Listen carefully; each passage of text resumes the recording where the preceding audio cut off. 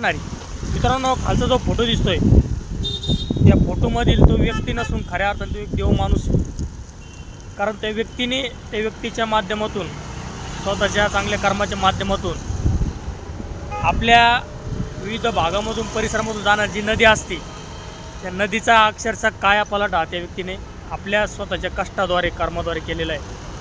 ती नदी काही दिवसापूर्वी पाहिली तर पूर्ण शेवाळ्याने भरलेली होती आणि तीच नदी काही कालावधीनंतर पाहिली तर पूर्ण त्या नदीवर जे शेवाळ आलेलं होतं पाण्याच्या वरती, ते शेवाळ पूर्णपणे त्या ठिकाणी निघून गेलेलं होतं। तर मित्रांनो, हे सर्व काम करण्यामागं या फोटोमध्ये जो व्यक्ती दिसतोय तो खऱ्या अर्थाने ते कारणीभूत ठरत आहे, कारण त्या व्यक्तीचे विचार, त्याचे कर्म हे मोठे होते, सुंदर होते, म्हणून हे चांगल्या प्रकारचं कार्य काम घडलेले आहे। आपण आपल्या माध्यमातून आपल्या भागातील अशा काही जलस्रोतांचं काम आहे अगदी मनोभावे केलं पाहिजे। नक्कीच व्हिडिओ आवडल्यास लाईक करा, शेअर करा, फॉलो करा, कमेंट करा। वाईट कामांना शेअर नका करू, चांगल्या कामाला नक्की शेअर करा।